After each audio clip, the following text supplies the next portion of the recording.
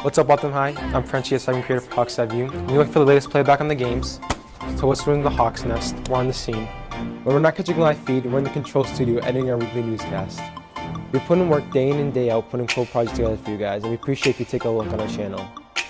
For more fun segments, check out WeTV Waltham on YouTube. I'm Frenchie. See you next time on Hawks Eye View.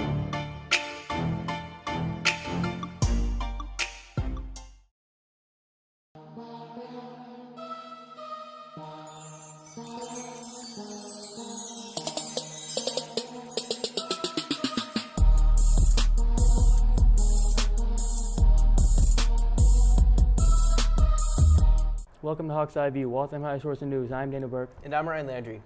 This week it's all about student activities and how you guys can interact around Waltham High. Speaking of activities, we have Joelle and Jamal catching up with Miss Lopes talking about the keys to success. Take it away, guys. Hey, yo,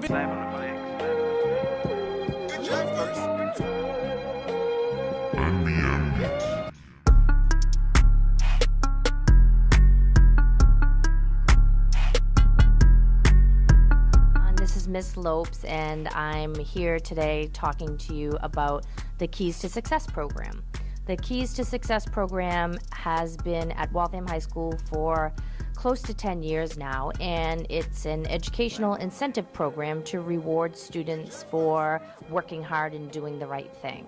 So throughout the year, your teachers, coaches, housemasters, basically any staff in the building can recognize you for the good work that you're doing. It can be anything from improving your attendance to some community service, acts of kindness, as well as academic growth. Each faculty member in the building has access to nomination cards that look like this, and they fill it out detailing the reason why you're being recognized. And then you come to see me in room 121 with this card, and I give you this card. And this card enables you to go online and redeem it for various prizes and gift cards that are available. And at the end of the year, I take all of these cards, put them in a big bucket, and choose 50 finalists. And one of those finalists will actually be in the key-off in May and have the chance to win a car. The car that's given away at the end of the year in the key-off is donated by Honda Village in Newton. It's usually a car with decent mileage. They clean it all up, usually get new tires, they check the brakes, they do all that stuff. And I think last year it was a Honda Civic. It's not always a Honda, but it's always a decent car, and it's great for seniors who are going on to work or to school if they're going to commute, and it really helps them out. Pretty much any student in the school is eligible to be nominated by a teacher, but unfortunately only students in grades 10, 11, and 12 will be eligible to win the car. Students don't have to wait for teachers to recognize them. You can approach a teacher or staff member and ask to make a contract with them. The back of the card has a contract space where if you make a deal with the teacher that you're going to improve your grade or improve attendance, class participation, whatever it may be, you sign it, your teacher signs it, and then at the end of whatever time period you agree on, if you've fulfilled your obligations on the contract, you'll be rewarded with a key card. So again, I just wanted all the students to remember the Keys to Success program. It's going to start up in second quarter, run through the end of April, and then join us in May when we give the car away. It's an exciting event. And just keep working hard and doing what you do, and hopefully be rewarded for it.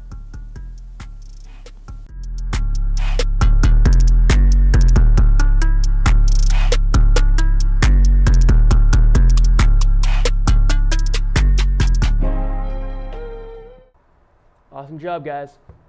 And remember, for each good thing you do around Waltham High, you get a key, which gives you an opportunity to win a free car. Now we have Will and Raph doing a segment on social media awareness and what you should and shouldn't post on the internet. Take it away. Thanks, guys. Today we're here talking to students and teachers about social media safety and ethics.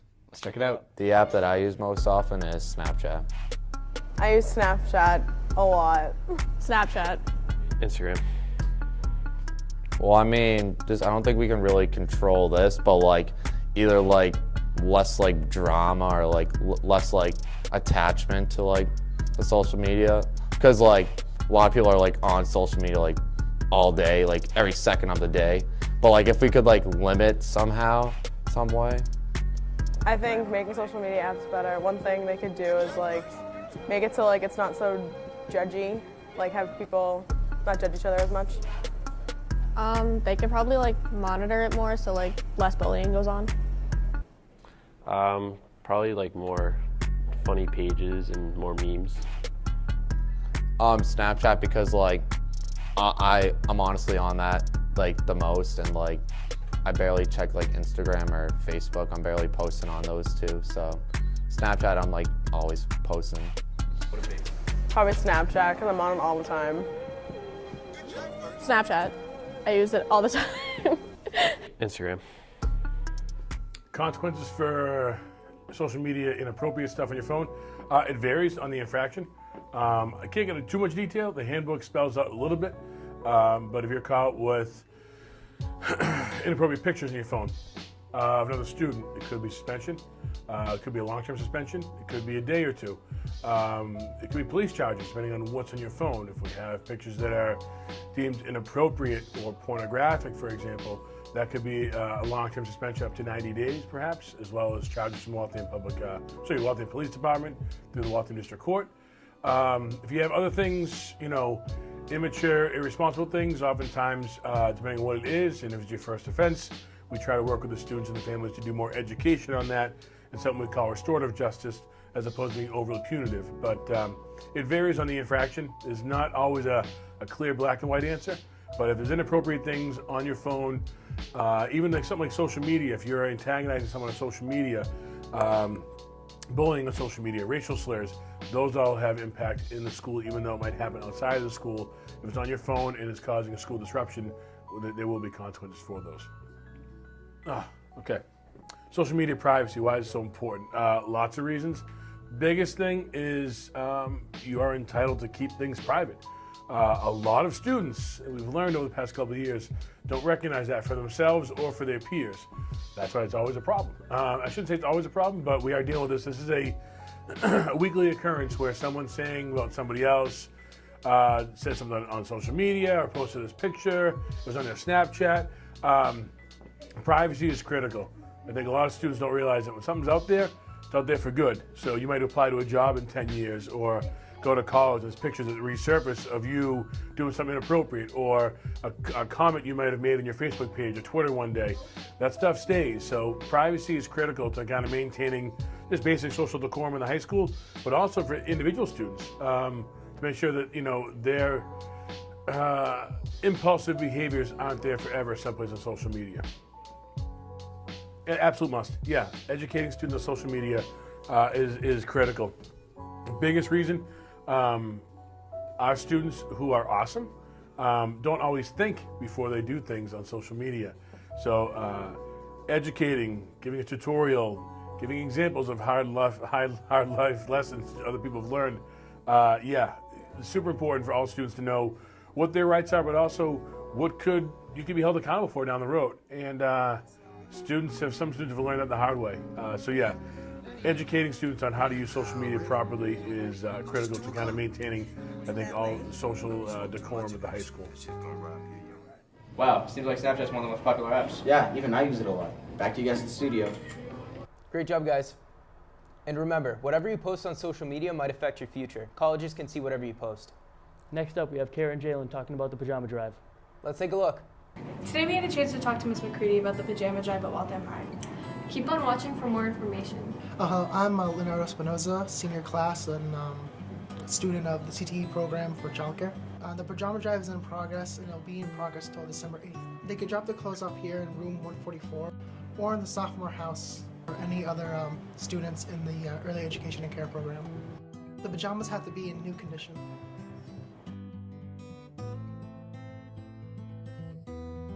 The pajamas need to be flame resistant. the clothes will go to all the needy children in Waltham. Pair of pajamas donated. A child will receive a children's storybook, so they will have a warm pair of pajamas and a new bedtime story. So for every pajama that is given, a kid will get also a storybook so they can read.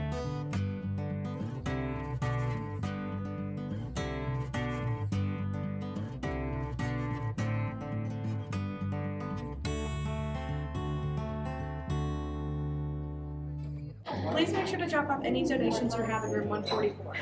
And make sure to contact Ms. McCready if you need any information.